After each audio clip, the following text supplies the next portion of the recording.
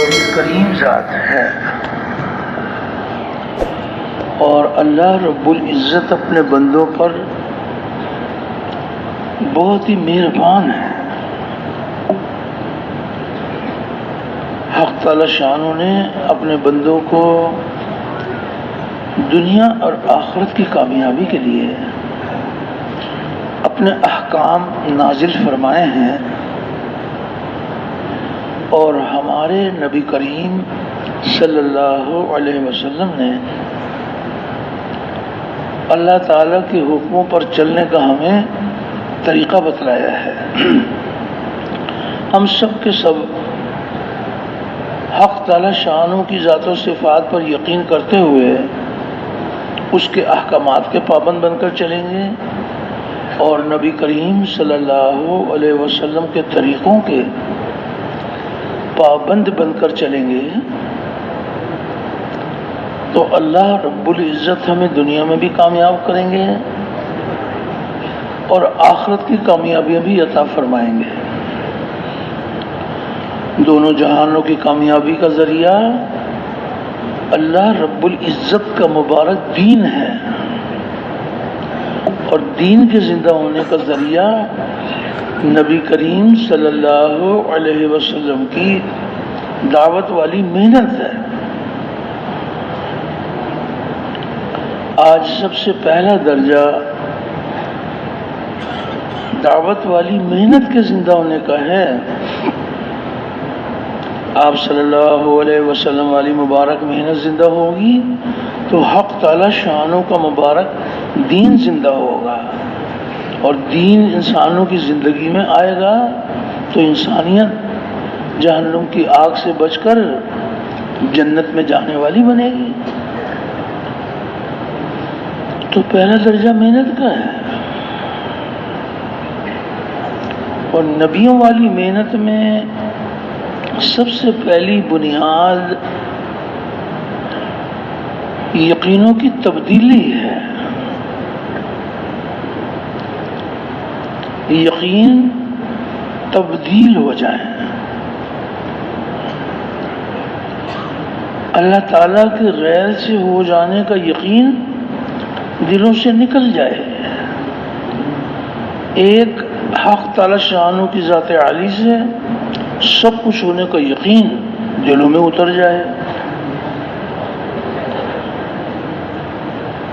اور دنیا میں پھیلے ہوئے مادی اسباب، مال، ملک، منصب، جاگیر، دنیا میں پھیلے ہوئے مادی اسباب سے کامیابی کا یقین دلوں سے نکل جائے، نبی کریم صلی اللہ علیہ وسلم والے عملوں سے کامیابی کا یقین دلوں میں اتر جائے۔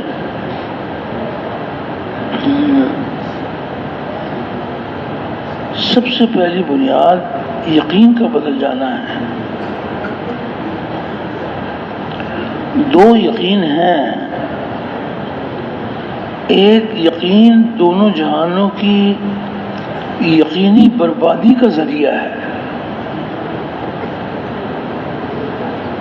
اور ایک یقین دونوں جہانوں کی یقینی کامیابی کا ذریعہ ہے۔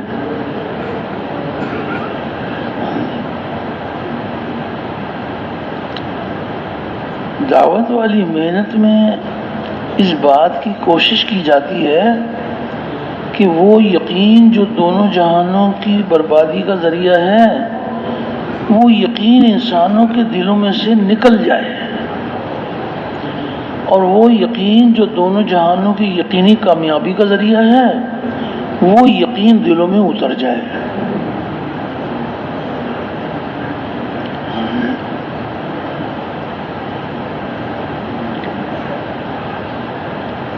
وہ کون سا یقین ہے جو دونوں جہانوں کی یقینی بربادی کا ذریعہ ہے؟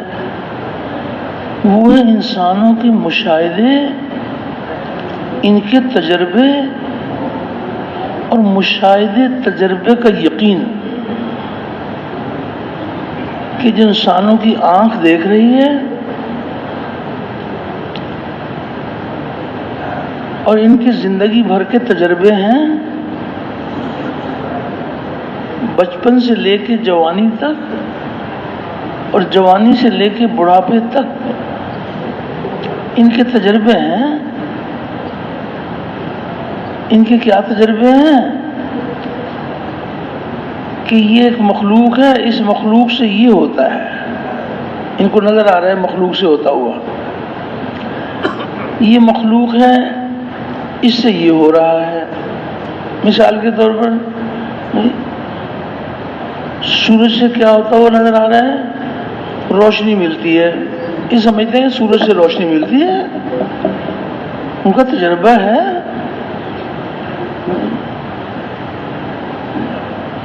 یہ مخلوق کو چلا رہی ہے. یہ تجربہ یہ ہے کہ مخلوق کو چلا رہی ہے. مال مخلوق ہے. یہ مال تمہارے پاس کیسے آتا ہے؟ کہ ہماری محنت سے آتا ہے. یہ جواب دیں کہ ہماری محنت سے مال ملتا ہے. یہ مال تو مخلوق ہے. اور مال سے کیا ہوتا ہے؟ مال سے ہمیں چیزیں ملتی ہیں, چیزیں بھی مخلوق. اور چیزوں سے کیا ہوتا ہے؟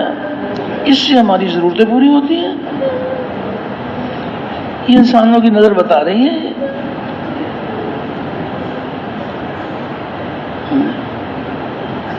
مشاہدے تجربے کا یقین, یہ یقین حق تعالی شانو اپنے کرم کے دروازے کھول دیں اور وہ رحم فرما لیں, اور یہ اس یقین کی نفرت دل میں ڈال دیں اور اس یقین کو دل سے نکالنے کی فکر پیدا کر دیں. اللہ نہ کرے اس یقین پر موت آ گئی تو بڑی بربادی ہوگی. جس مخلوق کو اللہ بناتے ہیں وہ مخلوق ان کے حکم کی پابند ہوتی ہے, اور اللہ کے حکم کے بغیر کچھ نہیں کر سکتی. وہ اللہ تعالیٰ ساری مخلوق کے بغیر سب کچھ کر سکتے ہیں. کوئی مخلوق ہو اور وہ خود بخود کچھ کر دے تو رب کہاں چلا گیا؟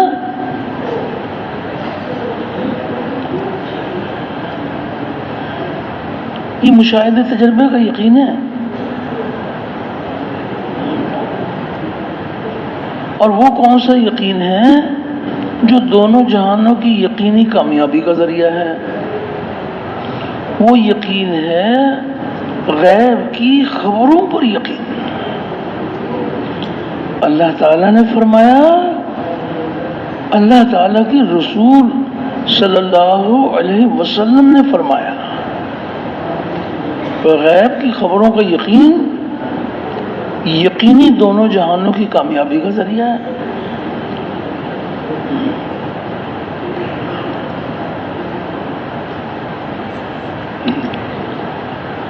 دنیا بھر میں یہ دو یقینوں کی ٹکر ہے. ایک طرف غیب کی خبروں کے یقین والے ہیں اور ایک طرف مشاہدے تجربے کے یقین والے ہیں. مشاہدے تجربے والوں کا راستہ الگ ہے, غیب کی خبروں کے یقین والوں کا راستہ الگ ہے.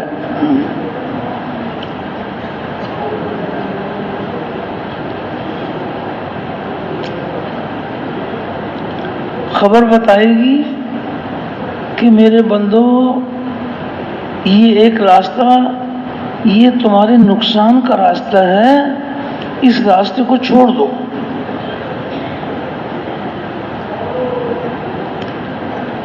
ان کی نظر یہ بتائے گی, ان کا تجربہ یہ بتائے گا کہ یہ راستہ ہمارے فائدے کا راستہ ہے. خبر بتائے گی نقصان اور نظر بتائے گی فائدہ. اتنا فرق ہے دونوں یقینوں میں. مثال کے طور پر آپ غیب کی خبر سنائیں انہیں, مشاہدے تجربے والوں کو,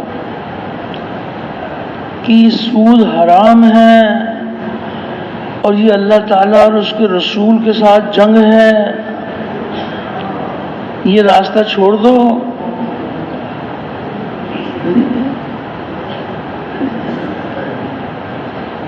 اس راستے پہ چلو گے برباد ہو جاؤ گے، یہ راستہ چھوڑ دو. مشاہدے تجربے والے وہ کہتے ہیں آپ کیا عجیب باتیں کر رہے ہیں، نہ ہم تجارت کریں نہ کھیتی باڑی کریں، سود کے راستے سے ہمیں منافع مل رہے ہیں اور آپ کہتے ہیں کہ نقصان کا راستہ ہے. تو انسانوں کی نظر کیا بتاتی ہے، ان کا تجربہ کیا بتاتا ہے کہ سود سے مال کم ہوتا ہے یا زیادہ ہوتا ہے؟ تمہیں کیا نظر آتا ہے انسانوں کو کہ مال زیادہ ہوتا ہے؟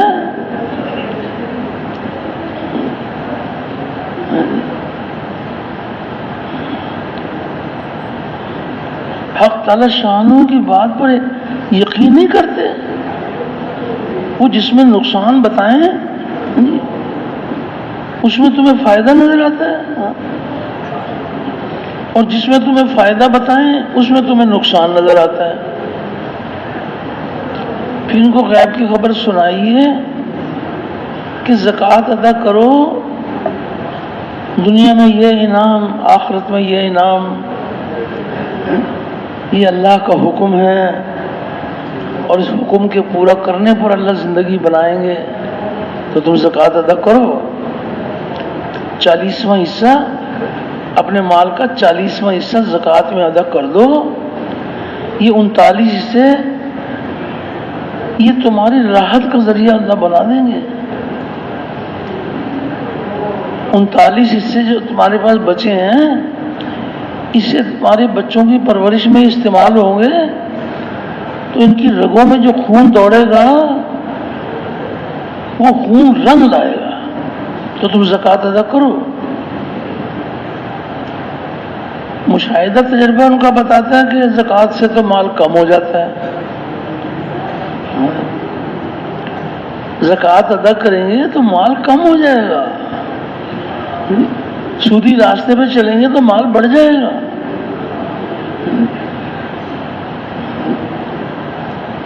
1 کروڑ کی زکوٰۃ ادا کریں تو کتنے کم ہو گئے؟ 2.5 لاکھ ہو گیا. تم یہ کیا بات ہے بھائی،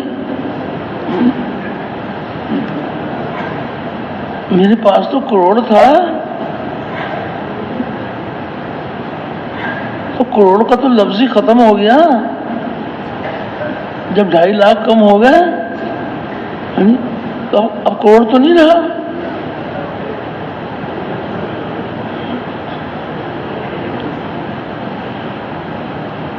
جہاں نفع نظر آیا اس کو نفع سمجھ لیا، جہاں نقصان نظر آیا اس کو نقصان سمجھ لیا. نفع نقصان کس کے ہاتھ میں ہے؟ تو وہ اللہ جل شان و غیب کی خبریں سنا رہے ہیں. جن کے ہاتھ میں نفع نقصان ہے وہ ہمیں غیب کی خبریں سنا رہے ہیں.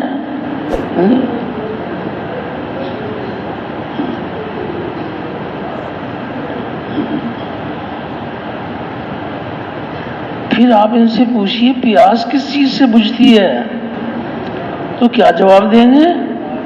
پانی سے بجھتی ہے.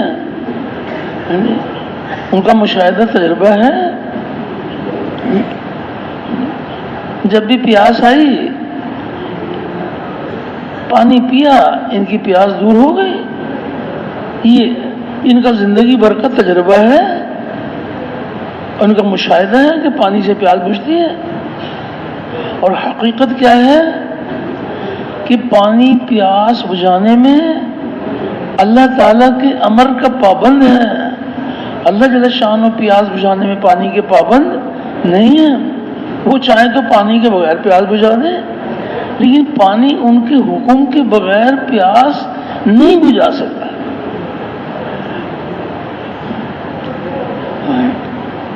وہ تو اپنی آنکھ دیکھی پر چلتے ہیں.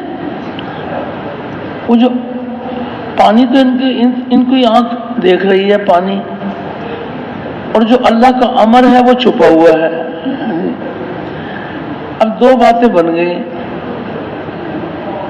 یا تو یہ کہیں گے کہ پانی سے پیاس بجھتی ہے، یا یہ کہیں گے کہ اللہ کے امر سے پیاس بجھتی ہے۔ جو یہ یقین کرتے ہیں کہ اللہ کے امر سے پیاس بجھی ہے، یہ دونوں جہانوں میں کامیاب ہو جائیں گے۔ اور جو سمجھتے ہیں پانی سے پیاس بجھتی ہے، کھانے سے بھوک دور ہوتی ہے، مال سے چیزیں ملتی ہیں، چیزوں سے ضرورتیں پوری ہوتی ہیں، جو انسانوں کی آنکھ دیکھ رہی ہے، اب غور کریں گے یہ یقین کتنا پھیلا ہوا ہے دنیا میں۔ مخلوق سے ہونے کا یقین، مخلوق سے ہونے کا یقین، اس کی فضا ساری دنیا میں چھائی ہوئی ہے۔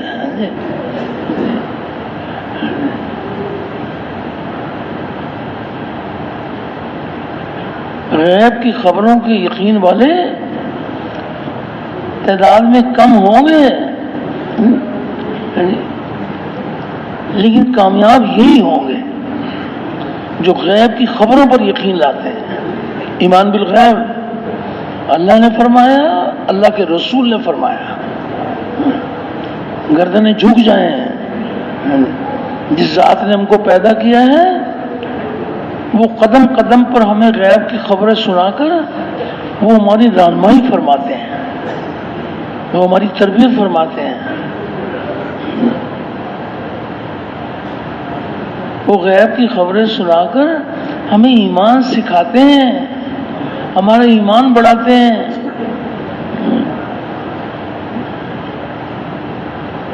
وہ اللہ رب العزت کا کتنا بڑا احسان ہے جی کہ وہ قدم قدم پر اپنے بندوں کی رہنمائی فرماتے ہیں۔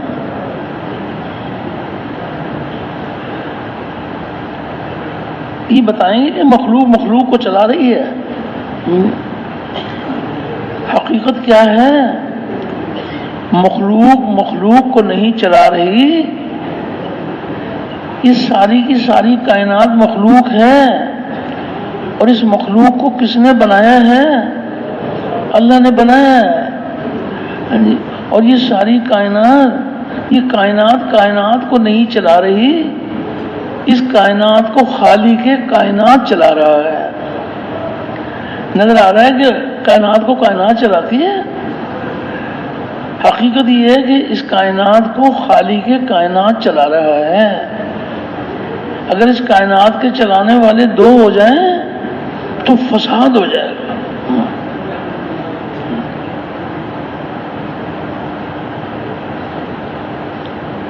ایک کہے گا رات پہلے نکالو، دوسرا کہے گا دن پہلے نکالو۔ ایک ذات کی قدرت سے سارے وجود کے سلسلے ایک ذات کی قدرت سے چل رہے ہیں۔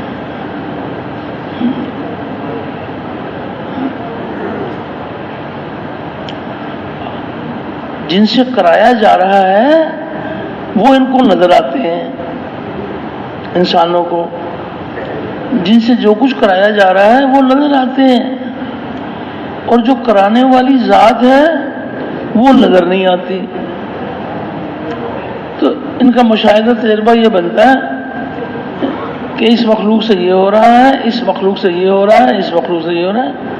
جس مخلوق سے جو کچھ بھی ہو رہا ہے وہ کس کے امر سے ہو رہا ہے؟ اللہ کے۔ یہ اللہ نے غیب کی خبر سنائی ہے ہمیں، وہ ہماری گردنیں جھک جائیں۔ جب غیب کی خبر سنیں تو ہمارا ایمان بڑھ جائے، ہمیں شرم آئے کہ خبر تو بتا رہی ہے کہ اللہ کے کرنے سے ہوتا ہے، اور مخلوق کو ہم مخلوق سے سمجھ لیتے ہیں۔ غیب کی خبر سنیے، اللہ پاک فرما رہے ہیں اللہ لہ الخلق والامر۔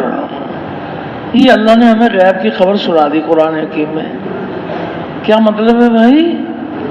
اللہ غور سے سنو، توجہ دھیان سے سنو کہ اس مخلوق کو ہم نے بنایا ہے اور اس میں ہمارا امر چل رہا ہے۔ وہ امر نظر نہیں آتا، وہ امر نہیں دکھائیں گے اپنا۔ ایمان لاؤ، ساری کی ساری طاقت کس کے امر کی ہے؟ سارے بھائی متوجہ نا، ساری طاقت کس کے امر کی ہے؟ اللہ کے امر کی ہے۔ نظر آتا ہے کہ نہیں مخلوق کی ہے۔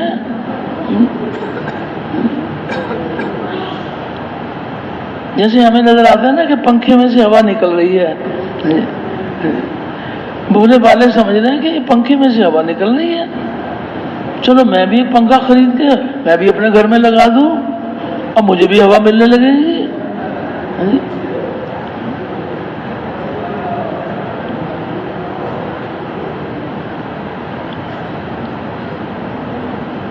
نظر آتا ہے کہ پنکھے میں سے ہوا مل رہی ہے اور پیچھے سے کرنٹ بند ہو جائے تو پنکھے سے ہوا ملے گی کہ کیا ہوا بھائی، یہ پنکھا کیوں نہیں چل رہا؟ کہ جی کرنٹ، اس کو تو کرنٹ ہی نہیں مل رہا۔ پنکھا نظر آتا ہے، کرنٹ نظر نہیں آتا، اور اتنے بھولے بالے بھی نہیں ہیں، کرنٹ نظر تو نہیں آتا لیکن یہ جانتے ہیں کہ میں نے اس کو پکڑ لیا میں مر جاؤں گا۔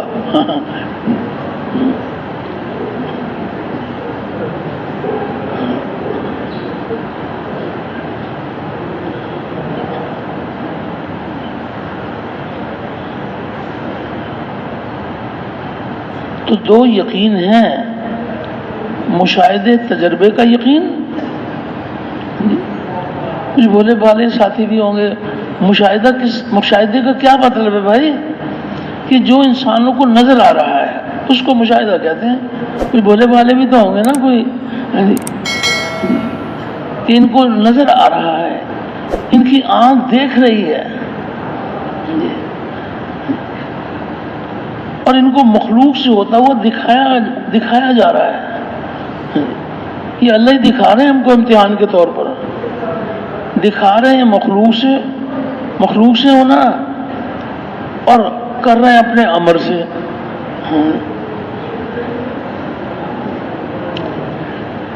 اسباب کے پردے میں اللہ کا امر چھپا ہوا ہے۔ پانی میں کس کا امر چھپا ہوا ہے؟ اللہ کا۔ کھانے میں کس کا امر چھپا ہوا ہے؟ اللہ کا۔ سورج میں کس کا حکم چھپا ہوا ہے؟ اللہ کا۔ نظر آتا ہے سورج سے روشنی ملتی ہے۔ یہ سورج جو ہے نا، اس کو اللہ نے بنایا ہے اور یہ بنا ہوا بنانے والے کے حکم کے بغیر کچھ نہیں کر سکتا ہے۔ آج اللہ تعالیٰ اس کو حکم دے رہے ہیں مشرق سے نکلنے کے لیے، کل حکم دیں گے مغرب سے نکلنے کے لیے۔ آج تو حکم دے رہے ہیں کہ مشرق سے نکلنے کے لیے، کل حکم ملے گا مغرب سے نکلنے کے لیے۔ تو سورج کہاں سے نکلے گا؟ سارے بھائی متوجہ نا، جب حکم آ جائے گا اس میں مغرب سے نکلنے کے لیے تو مشرق سے نکلے گا یا مغرب سے نکلے گا؟ تو سورج میں اللہ کا امر چھپا ہوا ہے۔ سورج کو اللہ نے بنایا ہے اور یہ بنا ہوا بنانے والے کے حکم کے تابع ہے۔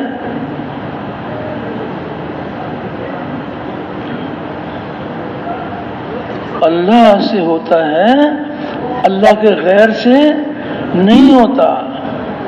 اللہ کا سارا غیر اللہ تعالیٰ کے امر کے بغیر، اس کے حکم کے بغیر، اس کے ارادے کے بغیر، اس کے چاہے بغیر، اس کی قدرت کے بغیر کچھ نہیں کر سکتا۔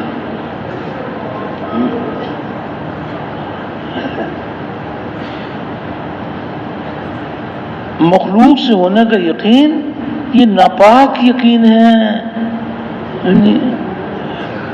اللہ کی ذات سے سب کچھ ہونے کا یقین یہ پاکیزہ یقین ہے۔ ایک گندا یقین ہے، ایک ناپاک یقین ہے، ایک پاک یقین ہے۔ تو دعوت والی جو محنت ہے،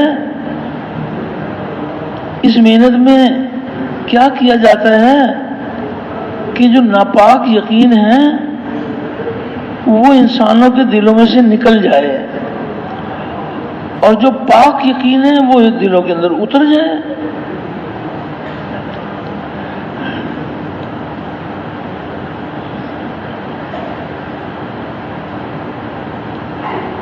مخلوق سے ہونے کا یقین نکالنے کے لیے بڑا آسان علاج ہے، مرض بڑا موذی ہے۔ اللہ نہ کرے اگر مخلوق سے ہونے کے یقین پر موت آ گئی، کتنی بڑی ناکامی ہوگی۔ ابھی تو سانس کی لڑی چل رہی ہے، ابھی اس مرض کا علاج آسان ہے، مرنے سے پہلے پہلے اس مرض کا علاج آسان ہے۔ لیکن علاج وہ کرے جو اپنے آپ کو بیمار تو سمجھے، جو بیمار ہی نہیں سمجھے وہ کڑوی دوا کیوں کھائے گا بھائی؟ ایک آدمی وہ اسے پتا ہے میں بیمار نہیں ہوں، اور ٹیکا اس کے لے کے پیچھے پھرو گے، بھائی ٹیکا لگوا لو، وہ کہے گا بھائی کیا بات کر رہے ہیں آپ، یہ سوئی کی چبھن میں کیوں برداشت کروں، میں تو مریض ہی نہیں ہوں۔ اور جب مرض پتہ چل جائے گا تو پھر زہر کا ٹیکا بھی لگوا لیں گے کہ وہ یہ تو کینسر نکل آیا، اس کا علاج تو زہر کا ٹیکا ہے۔ جب تک مرض پتہ نہیں تھا اطمینان تھا۔ مخلوق سے ہونے کا مرض یہ چھوٹا مرض ہے یا بڑا مرض ہے؟ سر کا درد بڑا مرض ہے یا مخلوق سے ہونے کا یقین بڑا مرض ہے؟ سر کا درد نظر آتا ہے اور یقین کی خرابی کی تکلیف ہوتی نہیں ہے، یہ سمجھتے ہیں بس ٹھیک ہے بھائی چلنے دو۔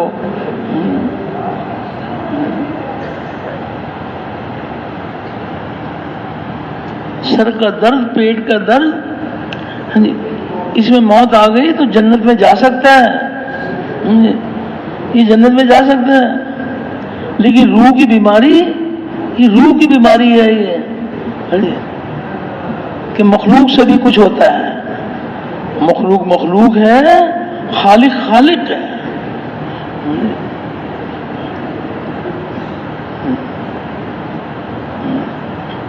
بنے ہوئے کو دیکھ کر بنانے والے کی پہچان۔ تو ایک طرف غیب کی خبروں کا یقین ہے اور ایک طرف مشاہدے تجربے کا یقین ہے۔ تو ہم دعوت والی محنت میں جو سب لگے ہوئے ہیں، تو ہم سب کے سب کیا چاہتے ہیں؟ وہ کون سا یقین ہے جو اپنے دل سے نکالنا چاہتے ہیں؟ وہ کون سا یقین ہے؟ مشاہدے تجربے کا یقین۔ اور وہ کون سا یقین ہے جو ہم اپنے دل میں اتارنا چاہتے ہیں؟ وہ ہے غیب کی خبروں پر یقین۔ تو صرف اکیلے اکیلے ہمیں نکالنا چاہتے ہیں یا پوری امت کا یقین بدل جائے کہ جو دعوت والی محنت ہے یہ صرف اپنی ذات کے لیے ہے یا پوری امت کے لیے ہے؟ پوری امت کے دل کا یقین صحیح ہو جائے۔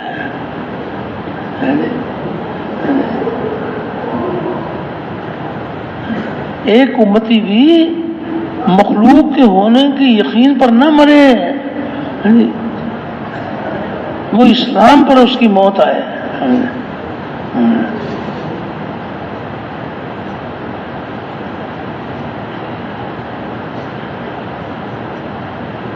ان کے مشاہدے تجربے، اب آپ کسی سے سامنے اس بات کا تذکرہ کریں آپ کہ بھائی بتاؤ کہ یہ بات یہ کہاں تک صحیح ہے کہ ابا جان نے کمایا، اماں جان نے پکایا اور ماں باپ نے ہمیں کھلایا۔ یہ مشاہدہ تجربہ ہے۔ ابا جان نے کمایا، اماں جان نے پکایا اور ماں باپ نے ہمیں کھلایا۔ تو پھر کھانے کے بعد یہ دعا پڑھا کرو کہ تمام تعریف ماں باپ کی کہ جس نے ہمیں کھلایا اور جس نے ہمیں پلایا۔ یہ دعا پڑھتے ہیں۔ کیا دعا پڑھتے ہیں بھائی؟ الحمدللہ الذی اطعمنا وسقانا، کہ تمام تعریف اس اللہ کی کہ جس نے ہمیں کھلایا اور جس نے ہمیں پلایا. ماں باپ بچوں کی خدمت کرتے ہیں، اللہ تعالیٰ ان کو ثواب دے دیں گے. اور کھلانے والا کون ہے؟ اللہ. اور ساری حاجتیں پورے کرنے والا کون ہے؟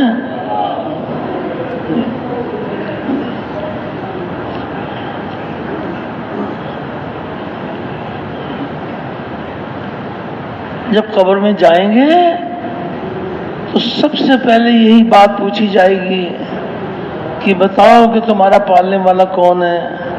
تو جس نے یہ یقین سیکھا ہوا تھا کہ پیاس بجھی تھی اللہ کے امر سے بجھی تھی، میری بھوک دور ہوئی تھی اللہ کے امر سے دور ہوئی تھی، میری بیماری دور ہوئی تھی اللہ کا امر آیا تھا، اس کے امر کی شان تھی.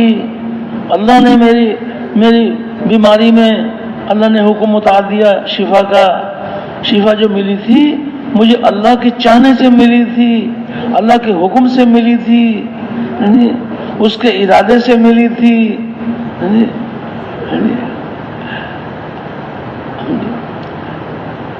اور مجھے جو نیند آئی تھی تو میں یہ نیند جو آتی ہے یہ کس کے چاہنے سے آتی ہے؟ اللہ کے چاہنے سے آتی ہے. پھر وہ مار کر پھر کون زندہ کرتا ہے؟ اللہ زندہ کرتا ہے.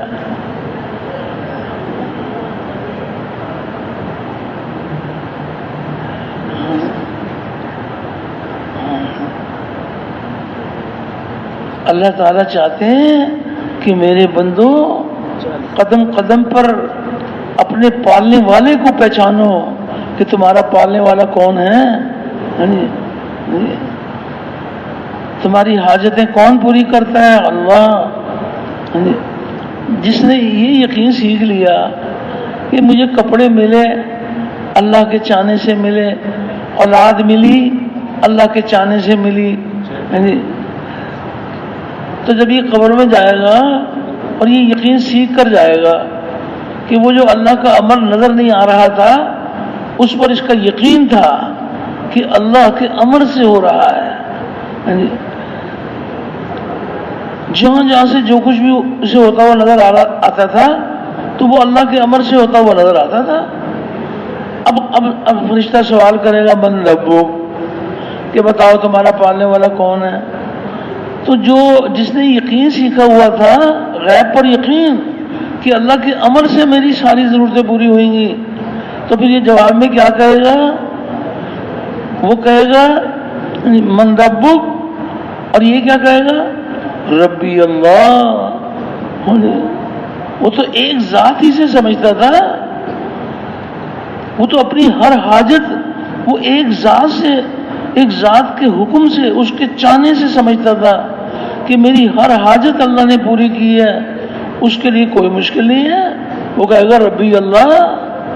اور جو سمجھتا تھا کہ مجھے پانی سے میری پیاس بجھتی تھی، کھانے سے بھوک دور ہوتی تھی، مال سے مجھے چیزیں ملتی تھیں، چیزوں سے میری حاجتیں پوری ہوتی تھیں، تو یہ کیا جواب دے گا؟ کیوں یہ کہہ سکے گا ربی اللہ؟ وہاں تو یہ دیکھا جائے گا کہ کیا ایمان لے کر آئے ہو ہمارے پاس. اس دھوکے میں نہیں رہنا چاہیے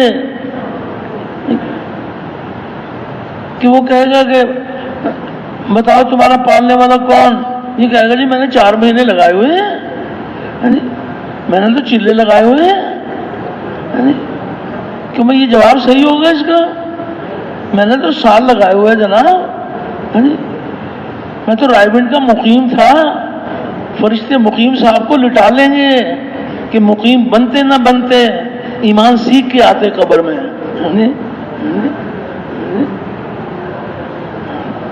یہ جو ہم وقت لگاتے ہیں وہ تو اسی لیے لگاتے ہیں کہ ہمارا یقین تبدیل ہو جائے.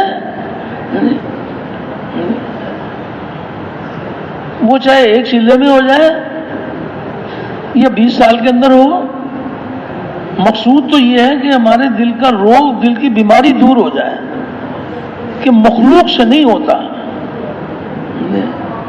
کوئی ایک خبر نہیں ہے، کتنی غیب کی خبریں ہیں. ایک خبر آپ سنیے کہ اللہ پاک ہمیں غیب کی خبر سنا رہے ہیں، واللہ غالب علی امری. یہ خبر کس نے سنائی ہے؟ کہ بھائی سارے بھائی متوجہ ہیں نا. واللہ غالب علی امری، یہ قرآن حکیم میں یہ غیب کی خبر کس نے سنائی ہے؟ ہمیں اللہ نے سنائی ہے. اور کیسے معتبر ذریعے سے سنائی ہے. جبرائیل امین اللہ کی طرف سے یہ خبر لے کر آئے، نبی تک یہ خبر پہنچائی، نبی نے اپنی امت تک پہنچائی. اس سے پکی کیا بات ہوگی؟ کتنا بڑھیا انتظام ہے. جبرائیل امین امانت دار ہیں، وہ امانت نبیوں تک پہنچائی ہے، نبیوں نے اپنی امت تک پہنچائی ہے.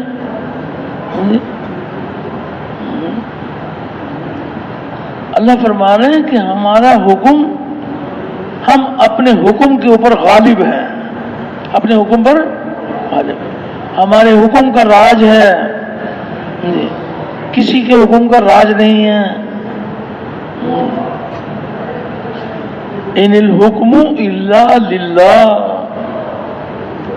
یہ غیب کی خبر ہے. ان الحکم الا للہ، اللہ فرما رہے ہیں اللہ کے سوا کسی کا حکم نہیں ہے. جہاں سے تمہیں نظر آتا ہے یہ تمہاری آنکھ کا دھوکہ ہے، یہ ان کی اپنی ذاتی خوبی نہیں ہے. امتحان کے طور پر اللہ نے اگر کوئی مجازی حاکم بنایا ہے تو امتحان کے طور پر بنایا ہے، یہ اس کی ذاتی خوبی نہیں ہے. اللہ نے اس کو عطا کی ہے. امتحان لیں گے، اختیارات دے کر امتحان لیتے ہیں کہ یہ اختیار کو اپنے ظلم کے لیے استعمال کرتے ہیں یا عدل کے لیے استعمال کرتے ہیں.